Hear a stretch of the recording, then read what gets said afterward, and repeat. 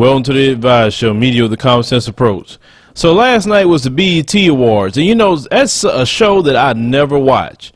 But something told me, go ahead and watch BET Awards this year. And I'm very glad that I decided to watch the BET Awards. So you had actor Jesse Williams. He received a humanitarian award. And this BET Awards was shown on multiple Viacom networks like Nickelodeon and others. So when this man got up to make his speech, which is a very powerful speech that this man gave, it went to millions upon millions of people. Now, I cannot show the video here because Viacom blocks the video real quick, but I did post it to our Facebook fan page. There'll be a link in the description box. You can go check out the whole speech. It's a very good one if you have not heard it. But I can read transcripts here that I thought that was very important from this speech. Now, he showed his parents, and his parents is a black father and a white mother. And if you actually hear that speech, it will tell you about what some people like to say within our community, where you can't be pro-black if you got a white parent. You don't know if that white parent has the spirit of an abolitionist. You do not even know. We need to stop being ignorant to say where you come from has something to do with who you are as a human being, because you have no choice in who your parents are. We have a lot of actors that have two black parents and not saying a word. Trust me on this. Now, also, he talked about the sisters, and he showed his wife in the process of the whole video. Like I say, go ahead and watch it. Let's go ahead and look at the transcript of the speech. So the man stated, before we get into it, I just wanted to say I brought my parents out tonight. I just want to thank them for being here, for teaching me to focus on comprehension over career, and that they make sure I learn what the schools were afraid to teach us. And I also thank my amazing wife for changing my life. So, for what he's saying here is that his parents taught him the true history of this nation and true knowledge of self that American schools would not teach a young black child, or anybody for that matter.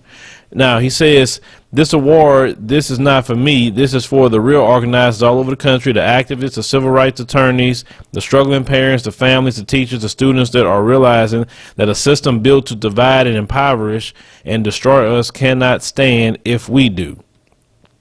It's kind of basic mathematics. The more we learn about who we are and how we got here, the more we will mobilize. Now, that part is true. Once you come into a knowledge of self, you have to change. I'm telling you this from personal experience. When you start gaining that knowledge, it makes a change within your mind and within your heart, and you say, you know what, I have to do a little more than just the norm and skate by. He goes on to say, now, this is also in particular for the black women in particular who have spent their lifetimes dedicated to nurturing everyone but themselves. We can and will do better for you.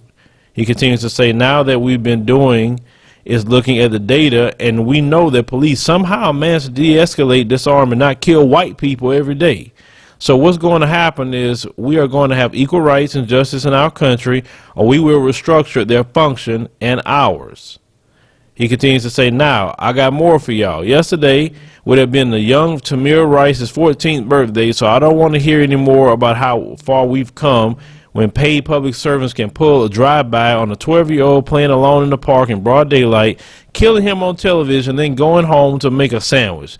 Tell Rakia Boyd how it's so much better than it is to live in 2012 than it is to live in 1612 or 1712. Tell that to Eric Garner. Tell that to Sarah Bland. Tell that to Dorian Hunt. So what he's saying is, stop saying this, oh my God, it's 2016 and it's still going on. Until white supremacy falls, you're going to keep having this. Now, Martin Luther King, which you say you love him so much, say a person should be judged on the content of their character, not the color of their skin, then white supremacy should not stand, because it should be based on who you are as a person, not a skin color. Continuing. He said, now the thing is, though, all of us here getting money, that alone isn't going to stop this. All right, now dedicating our lives to getting money is just to give it right back to someone's brand on our body. And we spent centuries praying with brands on our bodies, and now we pray to get paid for brands on our bodies. Boy, that was one of the most powerful things this man stated. Basically, how black people jump through hoops to get brand deals, to get a Nike check, to get Under Armour, whatever check that you want to get. But yet during slavery times, you were branded, you were owned by the slave master, and you was praying so much to get out of slavery, to get that brand off of you from the slave master. Now you want a brand on you now. How black people like to hoard themselves out to corporate America. He continues to say there has been no war that we have not fought and died on the front lines of. There's been no job we haven't done.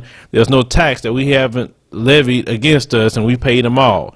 But freedom is somehow always conditional here. But she would have been alive if she hadn't acted so free. Exactly. Every time black people act a certain way, it's always, well, if you wouldn't have did this, if you wouldn't have looked at the cop that way, if you wouldn't have spoke up, if you'd have put your head down, if you just said yes or massa, you would have been alive. That kind of stuff. But we watch videos of white folks straight cussing the cop out, and they just stand there not doing nothing. I've seen videos of fighting with the cops and nothing. But a black person halfway do that, they get a bullet in their head. That's the kind of stuff that we are talking about. Continuing. Now, freedom is always coming in the hereafter, but you know what, though? The hereafter is a hustle. We want it now. I agree with that.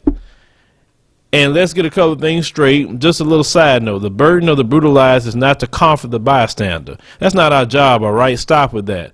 If you have a critique for the resistance, for our resistance, then you better have an established record of critique of our oppression. If you have no interest in equal rights of black people, then do not make suggestions to those who do. Sit down.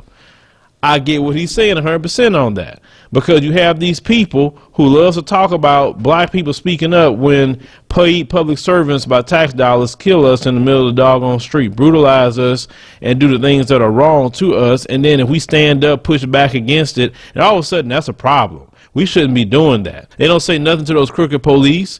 They don't say nothing to the government that's allowing it, the prosecutors that's allowing these police to get off, all these judges who are doing these crooked bench trials to make sure that these cops get off, like it's going on in Baltimore right now. That kind of stuff.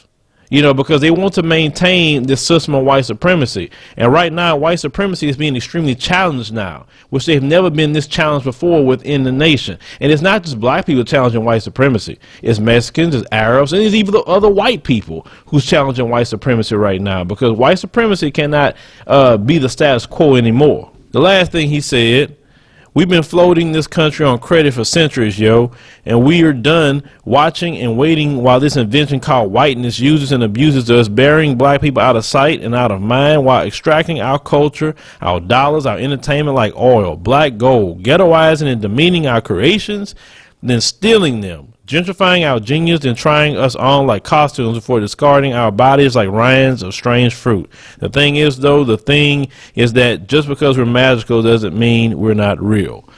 Now, I'm glad he touched on that, because this thing called whiteness, as he's talking about, it's the social construct of race.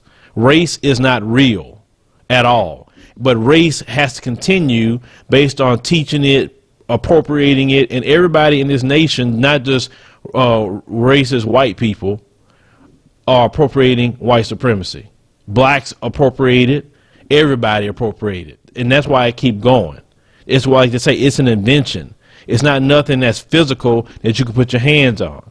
And he talked about when we do something, all of a sudden it's ghetto, it's a problem, but the moment they do it, oh my God, it's trendy. You know, you have a black dude who's outspoken. He's a troublemaker. He don't like America. He's a terrorist. But if Donald Trump becomes outspoken, oh, he just tells it like it is. You get what I'm saying? It's the same thing. Because you had a black man that spoke just like Donald Trump, they'd be trying to do all kind of stuff to him.